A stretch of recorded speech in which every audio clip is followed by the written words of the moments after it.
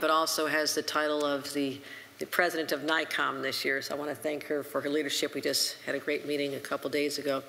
You know, just about a month ago, I delivered a State of the State that once again laid out my priorities: protecting public safety, ensuring that we have more affordability. And within that context of affordability for New Yorkers, an important key part of that is affordable housing for everyone, housing you can afford. And I raised this issue last year, as many know, and was the first person since Rockefeller to raise the issue of housing, is what I'm told, the first governor who dared step into that abyss and talk about something that, you know, people have very strong opinions on. All I know as the governor of the great state of New York, we are no longer on a path to achieve our full potential if we don't have enough housing to keep the people, the families, the teachers, the firefighters, everyone who wants to stay in their communities where they were raised, where they want to raise kids, because we have stopped building. And the percentages are rather shocking. If you compare growth in New York State in terms of housing starts, new housing units, whether it's multifamily or luxury, market rate, whatever it is, we just stopped. We had too many restrictions, too many barriers. We didn't have the political will to say that this is a great community. We can even be greater if we welcome more people in. So I wanted to change that trajectory. This is one of my top priorities.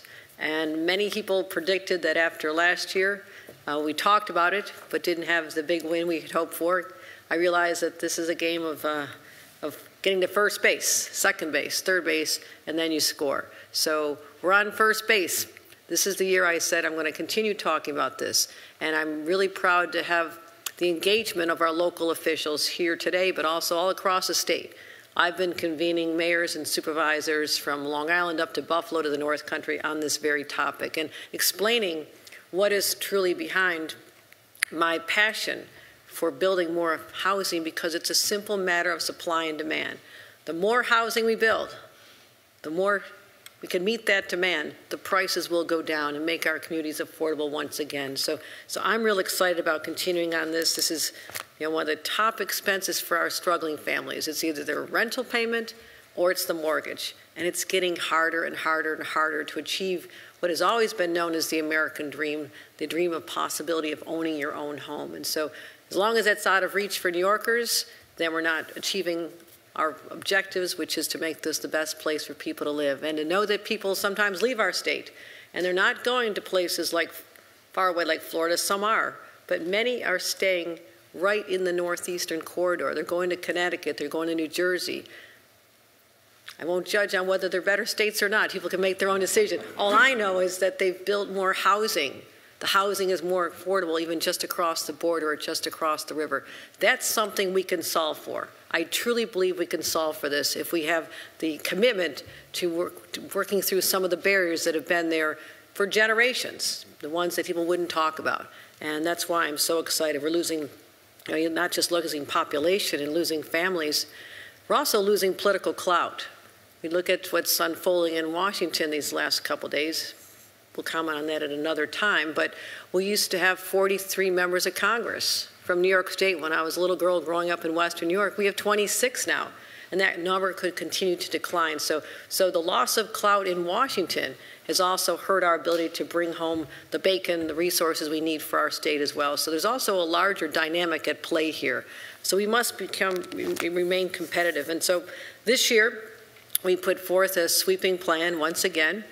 And I will say this, I want to continue partnering with communities, and we're going to keep our 5-year, $25 billion housing plan to build 100,000 units of affordable housing. We made that commitment 2 years ago. We're still on path to build that housing.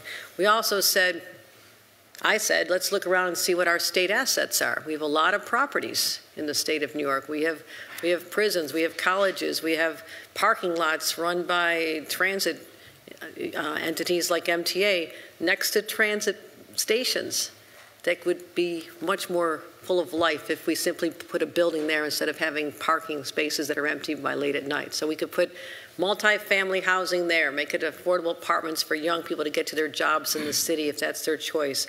You can have retail, you can have a hotel, you can have anything there. But vacant properties next to state assets or on state assets are all going to be looked at. So I put $500 million in this year's budget to see if we can create over 15,000 more units. I also listened to Mayor Adams and have gone forth and put forth everything we need for the city of New York to unleash the potential to build the 500,000 units that he's interested in. But what we're talking about here doesn't add up to everything we need. We need 800,000 units to meet the demand today. And that's where all of you come in. And I was told last year that people didn't want to be told what to do, not even gently suggested what to do. I spent 14 years in government. I will tell you right now,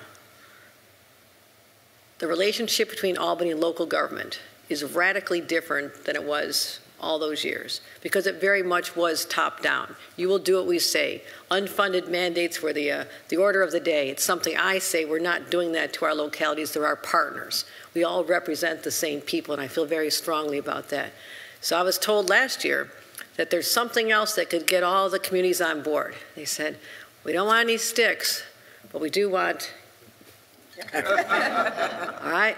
I'm told this is what you're willing to eat to help build more housing. And I've got 600 million carrots out there on the table. So I started a plan where I said, okay, all the programs that localities can apply for, the DRI, New York Forward, we're making more announcements even this week, the Main Street programs. There's a whole series of programs. I bundled them all together to create $650 million in a pot of money that communities that say we are willing to lead, we're willing to step out, we're willing to say we'll be a pro-housing community, they'll be the ones that are eligible to apply for this funding, because building housing is such an important part of rebuilding our downtowns and our main streets. And so it makes sense that these go together. But I need to have a commitment. Either, number one, proof that you've been doing this all along. We're going to continue rewarding those who've been doing this, because that's important. You were ahead of your time. You understood the needs of your communities, and I thank you for that. But also, those who will commit to follow what we call our pro-housing commitment. Now, it is so easy. You go online, you download the application, send us a letter of intent. And I'm really, really proud to say that we have 20 communities. Let me see my community list here. We have 20 communities that have been approved already. They're from Long Island, Mid-Hudson, Central New York, Western New York, Mohawk Valley, Southern Tier, North Country, and Capital Regions. I think we have every area of our state represented. So all of you, my mayors and representatives of the local localities, I'm here to say thank you. You have all been designated the first 20. You are the visionaries, you're the leaders. I want to give you all a round of applause for stepping forward.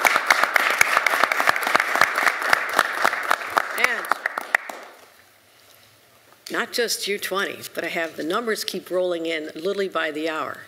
We have another 60 plus communities that have already said they sent us a letter of intent, and we're going to process them very quickly. So in a fairly short time, where's my map? Right there, right there. Take a look at all those communities that have stepped up, and that does not include the extra 20 from last night. They're push pins. Push, okay, see the little tiny pins? It's happening so quickly. We made this at the end of the day yesterday, and 20 more came in. So everybody wants to be part of this. And I believe that this is going to be a turning point for our state. We want to work with you. We want to help identify sites. We want to help you with the infrastructure. We want to help you figure out a way that we can continue to grow and meet the demands of our residents, and also tackle that affordability crisis that we have. The housing crisis is driven, the affordability crisis is driven by the housing crisis. And so all of you are such an important part of this. So you are helping lead the way. You're helping create more prosperous communities, and the state is only as good as the sum of its parts. And all of you represent those parts that are so important. So thank you. And I'd like to just start a conversation. My team will lead it just to find out, what's on your minds, and how we can inspire all your neighbors. Now, I know you want to not have more people in because you want to have the $650 million just for yourselves. I understand that, okay? I understand that. But I think it'd be a real statement about who we are as a people, where our priorities are. And yes, they're with the seniors who want to be able to downsize and have a new option, about the young people who want to move out of their parents' basements into their first apartment, and for our dedicated workforce that just really wants to stay where they were raised and want to come here and just don't have options. So Colleen and Stacey, I'll let you take it away. Great, thanks, Governor. Really want to hear from all of you and why you applied and why you think housing is important. So, we really want to have a good conversation today. I'm going to turn it over to Mayor Sheehan to kind of start us off on why Albany, the city of Albany is applying to become a pro-housing community. Well, thank you, and thank you, Governor, for your leadership on this and for listening to local elected officials and coming up with this really creative way of ensuring that we are all in on your goals and the need for housing in New York State. I know it takes a lot to deal with all of the different local governments, and your commitment to listening to us and to working with us really is just a testament to your great leadership. So thank you so much. And, you know, Albany has been building housing. We've been building housing that is affordable. We've been building market rate housing. We've been building workforce housing. We started more than 10 years ago with the conversions of that Class B and C office space, reimagining our downtown as a neighborhood. And so for us, this was easy. You know, we are committed to ensuring that we are a community of choice. And as fast as apartments are built, they are filled. And so the need is really there. I think that there were a lot of people across New York State who were skeptical about this, certainly people in our community who were skeptical. You're building all these apartments. Who's going to rent them? Now I invite people to come out and meet their new neighbors. You know, we joke that this used to be a city of 136,000 people, but that's because people had 6, 7, 8 kids. And so that has changed. And if we want the vibrancy, if we want those great restaurants and stores and retail, we need to ensure that we're growing our population, and that we're doing that by attracting people who are choosing New York and who are choosing the jobs and the opportunities, the beauty of the state, and the affordability that we can create when we build more housing. And so we are all in on this, and we were thrilled. The feedback that I heard from the New York Conference of Mayors at our meeting 2 days ago was overwhelmingly positive. The mood in the room, the voices in the room were saying, you know, the governor really got this right. And so I think you'll see that number grow exponentially as we continue to remind people how to do it, how easy it is to get them signed up. All right, thank you, Mayor. Thank you. That's great. Thank you so much. Let's turn it over to Long Island.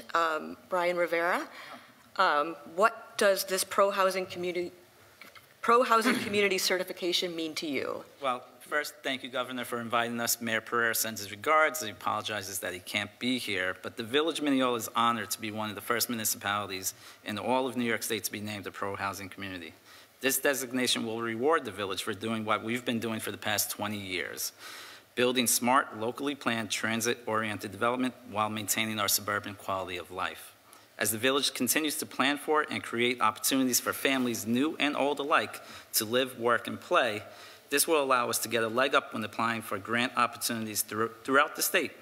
This is a great example of the partnerships needed between our state and local governments. So thank you again, and this is it's such an honor to do this and be a part of this. So thank you. I appreciate that. I give our regards to the mayor. I understand he's hosting the ambassador from Portugal today. Is that correct? Yeah. Okay, okay, we understand why he's not teaching. here. Okay. Great. Great. Why don't we turn it over to the Southern Tiered, Mayor Cram? Sure. Why is it important that we build more housing in Binghamton? Sure. I see, first of all, Governor, thank you so much for making this a priority. This is, you know, the best articulated vision, I think, for housing that the state's seen in some time. We view housing as so important with its connection to economic development. We've got major investments that are happening in upstate New York, rebuilding the state, whether it's Micron in Syracuse or the Battery Hub in Binghamton. And we're really concerned that these companies are going to be hiring and can compete on salary, can compete on quality of life. Schools are great, but we won't have the housing at all ends of the spectrum to really attract and retain young professionals and the people who will be creating jobs. So we view it as an economic development engine, and you know, we want to do whatever we can at the local level to cut red tape. We don't have the issues in Binghamton that you see maybe in other communities where it's a not in my backyard. We're pushing housing and being able to be designated as a pro-housing community, talk to the development community about that is really going to jumpstart, I think, investment in Binghamton, and we're happy to see the state is going to make funding a priority as well. Great, thank you. Thank you, Mayor. That's great. Why don't we turn it over to the North Country, Supervisor Cashman? What are you doing to increase your housing supply in the North Country? Sure. Let me first thank you, Governor, for your leadership on this. I mean, we all share the same vision here, and it's exciting to see the partnership from corner to corner of our state. Most people don't realize I'm from Massachusetts. I'm one of the transplants.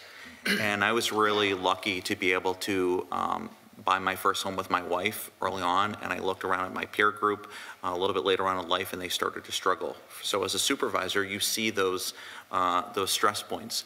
The town of Plattsburgh over these last several years has worked with Homes and Community Renewal to onboard 3 projects, but we've also adopted a smart growth plan, comprehensive land use plan, updated our subdivision plans that date back to 1978, which predates me.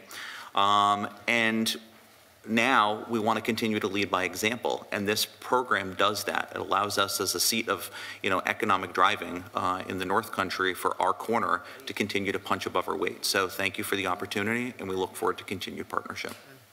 Thank you, Supervisor. Great, that's wonderful. Mayor Noble, we'll turn it over to the Hudson Valley now. What role does housing play in Kingston's work to attract and retain workers? So for me, one of the things that we're a growing city, and we want to be able to attract economic development. We want to be able to have a place for all of our families to be able to thrive, and to be able to have housing at all different income levels is so critical. And so this program not only allows us to be able to share with our residents that we are using every possible tool in the toolbox to be able to create a housing system that is just, one that is available to everyone, and that is affordable. And when we look at the growth of the Hudson Valley and all of the opportunities that we have, housing is the first thing that everyone points to as this is the stopping point. This is the bottleneck. It's housing. And so if we can do what we can to support the state and to support our local governments, we will. We just made a pledge to build 1,000 housing units to get approved in the next 4 years. We know we can do it, and I hope that all of my supervisors and mayors around us support that effort, because it really is something we all have to do together. That's great. Why don't we stay in the Hudson Valley? Mayor Flowers, I will turn it over to you. What can we do to get more localities to become pro-housing communities? Just letting them know the possibilities and the hope that it brings to the city. I have to say that this opportunity brings hope to us. I sit here and I watch families who are literally crying because now they have to leave their homes, or there's no place for them to go that they can afford. And Poughkeepsie has been expanding their housing units. We also been working with our community partners to create home ownership. And have been working with Habitat for Humanity. So right now we're also working on our zoning to revise that to ensure that we increase housing through our Main Street corridor and then our downtown area. And then we feel like that is going to help our economic growth. So as people see Poughkeepsie, who's a small city, who's struggling, to see them become that vibrant city because of opportunities like this, it actually motivates and inspires others to get on board to do the same. So I thank you for this opportunity. Thank you, Mayor. That's great. Why don't we go over to the Hudson Valley, or excuse me, the Mohawk Valley. We haven't heard from that section of the state. So Mayor Devendorf, what does being a pro-housing community mean to Canajoharie?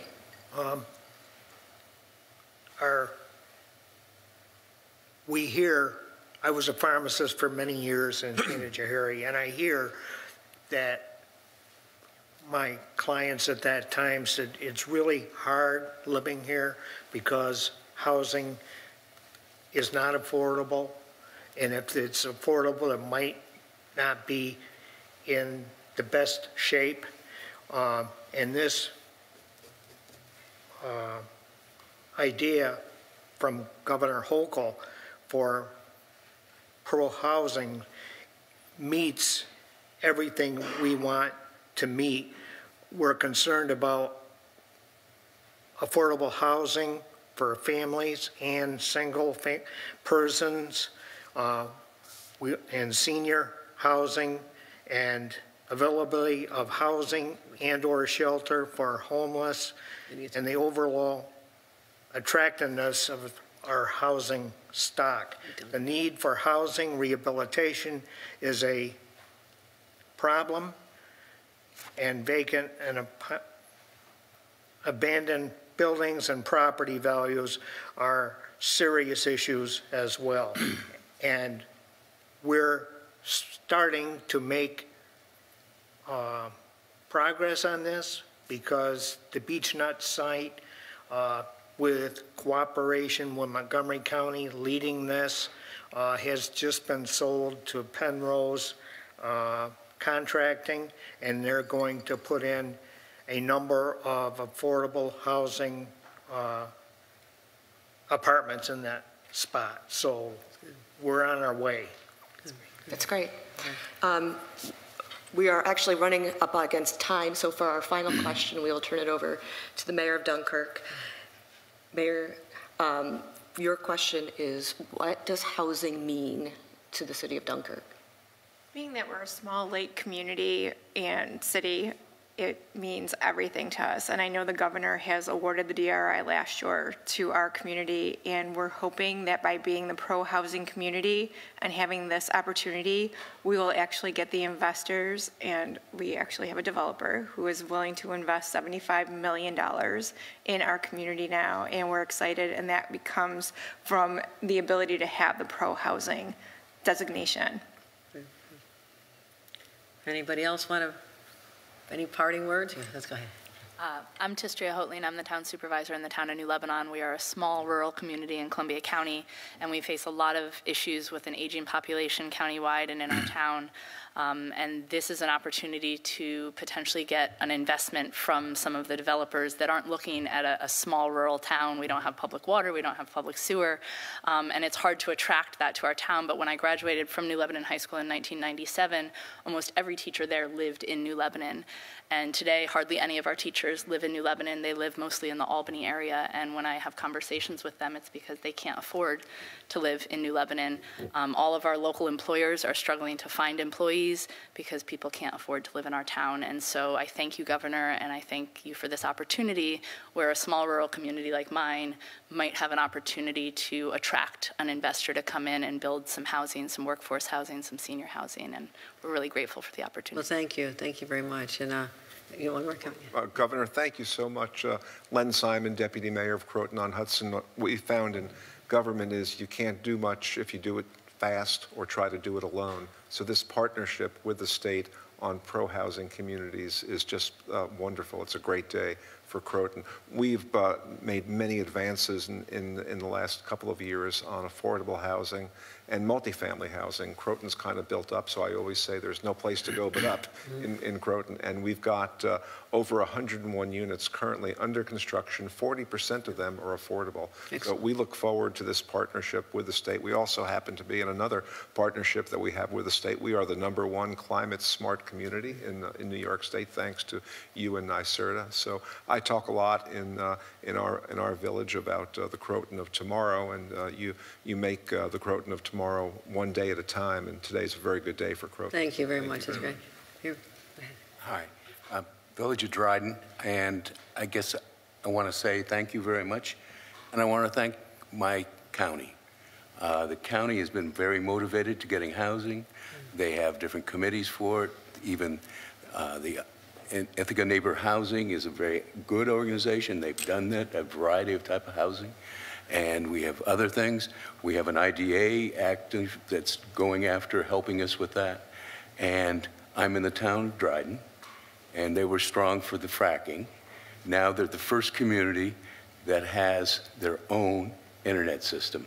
Excellent. And they're building it, and it's probably a third done, and they hope to get it done this year. And they also have their offices here. And I've worked with them on a community that they started, and the end result was that we were able to secure an apartment developer from down in the Ithaca area to agree to buy land in our area. And over the next 15, 18 years, they'll have 749 market value houses. Oh, outstanding. Apartments. I wish it was houses. No, that's but we do have somebody that's right. going to build 17 houses next year. So I appreciate, because you put the focus on it, and we need it. And I appreciate. Well, thank you. Bringing it up. Thank you very much. Governor, as a town supervisor also of 2 villages, I applaud you on leading this effort. We have a unique municipality in the Hudson Valley. We have a vibrant agricultural community, in part because 20 years ago we set forth a lot of farmland preservation programs. We also have a college, Bard College, in our community, so we have quite a diversity. We, as I mentioned earlier, 20 years ago, we put forth the hard work of trying to designate where we wanted to discourage development, but we did the even harder work 10 years ago and identified where we wanted to encourage development and put forth an incentive zoning provision in our code where actually developers can come in and get bonus densities for a fee. That fee then transfers over to our farmland preservation programs. We modified that in 2023 in part because of your effort so that that fee can now go to the acquisition of lands for affordable housing. We've done that. We've identified a partner. We've applied for funding through Mid-Hudson Momentum Fund. So it looks like you've got all the pieces in place to assist our community, and we really appreciate it. Well, thank you, everyone. I appreciate that. We have. I'll yield. I'll be talk really fast, Governor. Go ahead. Thank you so much. And one thing I wanted to say is I really appreciate that your focus on supply. It's tough to be, I'm a supply gal myself when it comes to housing, and sometimes that's a tough position to be in. So when you have the state's support behind you that it's an issue of supply, it really helps at the local level. So thank you. And moving forward, I hope all of these programs, what North Elba and Lake Placid and the Village of Saranac Lake, which we encompass 2 villages, there's an issue with infrastructure, and if we're going to increase our supply, we need some upgrades to our aging infrastructure, and so that's what we are hoping to value and get out of these programs as a pro-community housing. Excellent, excellent. Well, I appreciate all of you, our mayors, our supervisors, our representatives, and you are truly the pioneers. You're the first. And if you would go forth to other communities and speak to your chambers and your community groups and tell them why we're doing this. It's simple. We have a high vision, a great vision for the state of New York and all of its localities within it. And I want people to know that we are open for families and for retirees and for young people, that they can plant the flag and raise their families here and make this their home, that there'll be no barriers, that the cost of housing or the lack of availability of housing will not be a factor in their decision. So the jobs are coming. The jobs are absolutely coming, but that is something that in order for this to work the way we need it to give everyone the best outcomes and the best opportunities, we need to build more housing, and I thank all of you for being partners. And the next time I gather, I want to see that map totally covered up because we're getting there. All right. Thank you, everybody. Thank you.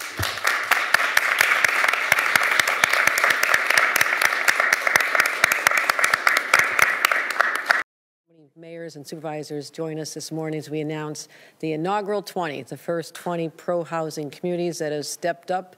They're willing to work with the state of New York and by designating themselves through their legislatures, their councils, that they have said we want to be part of solving the problem, the supply problem that we have right here in the state of New York. We need to build more housing. I've been saying this for a long time, and I'm really glad that so many people are willing to step up. And so you look over here, you can see all the communities that have already been designated, plus there's been a last-minute rush. We had literally 20 people last night who say they all want to be getting information. They sent their letters of intent, which is the first step. And so I think this is how we're going to make some real progress in inspiring communities to step up and do something that has not happened for too long, which is build enough housing. So any questions? Let's start with the on-topics about housing.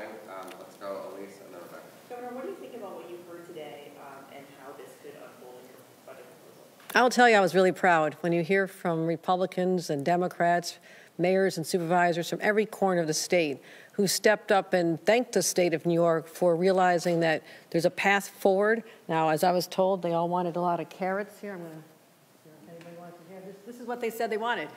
They wanted carrots, and we have $650 million of carrots to put on the table, literally, and to tell them that this is available to communities that are willing to do what is necessary. So every corner of the state was saying this is going to help solve their problems. The employers want to bring more employees in. They don't have housing. Young people want a place to live after school. They don't have enough housing. Seniors want to downsize, and they don't have enough housing. So from Poughkeepsie to Binghamton to Dunkirk, all over the state, the leaders have told us that this is the path that they want to be on, and I want to inspire more communities to step forward and be part of this.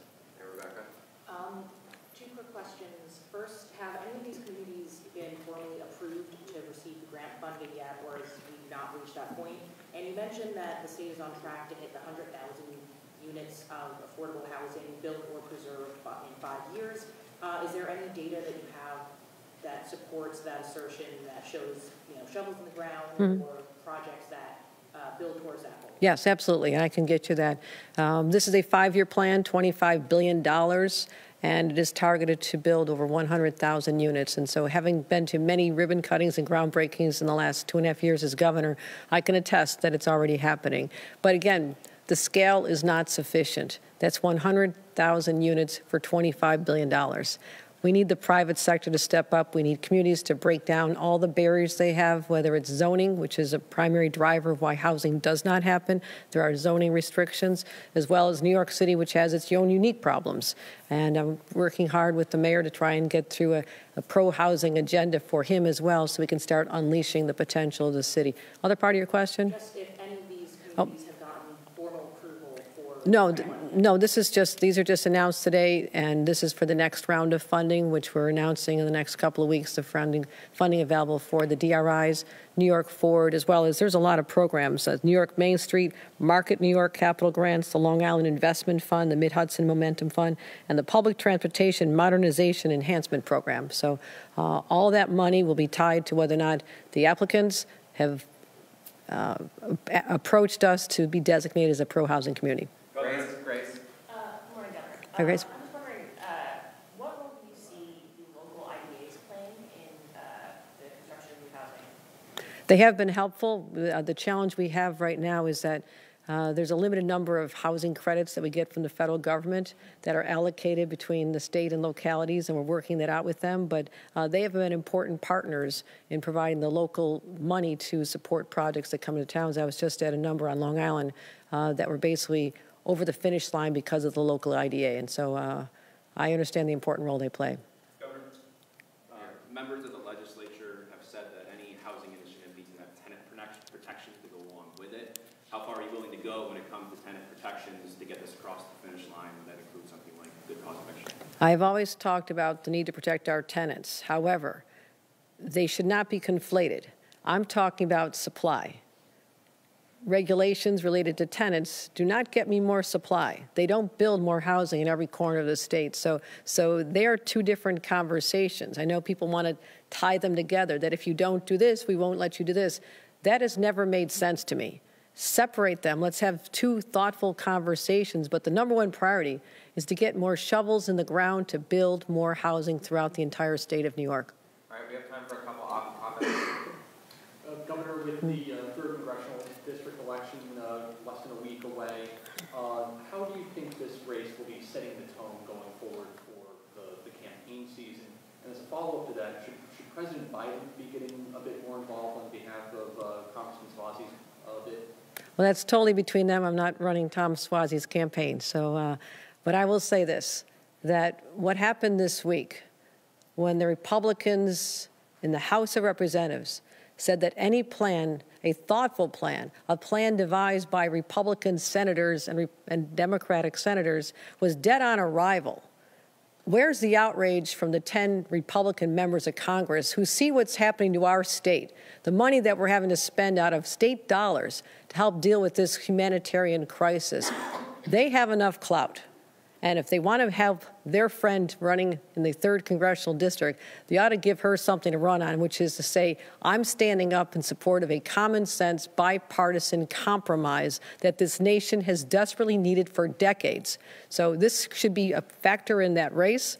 I believe that everyone should be asking Mazi Philippe where she stands on this. Where are you? Would you support this? If you were elected today, would you be pushing Speaker Johnson to bring this to the floor and support it? But right now we have the clout of 10 people. 10 people. It took 3 Republicans to stop the irrational impeachment of a cabinet secretary. So it only takes a few people to step up and have the courage. I'd like to see some more profile and courage from the people elected in the state of New York. There are 10 of them. If they marched on Washington today and into the Speaker's office and said, we want this bill to happen, we want support for this, we have to help our state and the nation, stop the flow of fentanyl from coming across the border, stop the flow of migrants who should not be, all of them should not be coming because of their asylum claims. Some are legit, some are not. So, and also, how can they say no to all those thousands of Border Patrol officials who are putting their lives on the line to secure our borders, to follow the law?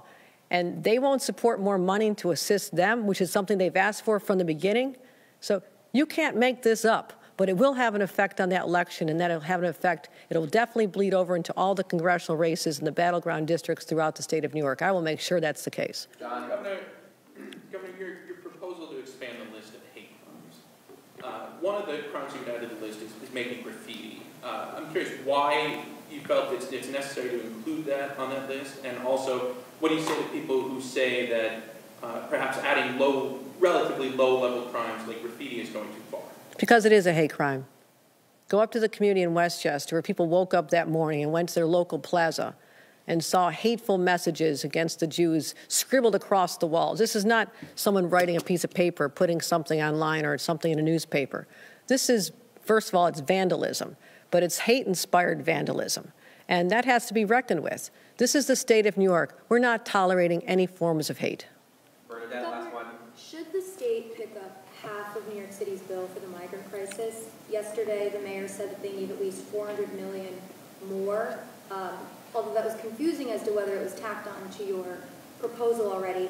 And do you think that New York City is being ungrateful for what you've already proposed? Not at all. After the mayor left, he sat right in this room with me and thanked me profusely for the support of the state of New York for what we've doing over 2 years, $4.3 billion. So he did not put in that request to me. I also understand that when I go to Washington, I put my hand out. I ask for a lot of money. And I'm grateful for what we get, and he's grateful for what he's getting. So our relationship is strong. I will continue to support the city of New York manage this humanitarian crisis. It is not of their making. It has been a challenge to have 172,000 people, of which about 40% are still in shelters. And we're working really hard to give them a pathway to get a job, to get that legal status, the work authorization. I cannot tell you how many jobs I have waiting. Every corner of the state you heard represented here, I've been there in the last couple of weeks. Employers, chambers of commerce, farmers are coming up to me saying, can we get them to work? So I want to solve this problem, but I also want to make sure that we have the policies to stop the border from being an open sieve, which is creating havoc for the city of New York. Do you agree with that 50% split that they're asking instead of the third that was outlined? What that does not factor in are the 5,000 units that we've already done at Creedmoor, at Lincoln Correctional, at Randall's Island, and Floyd Bennett Field. So if you add all those 5,000, which are not part of the equation, we said we would absorb those costs entirely, these larger settings, because the strategy of having people in hotels and shelters was quickly overwhelmed. So we are already making substantial contributions to deal with the problem. Thank you, everybody. Thanks, everybody. Christian will give you carrots.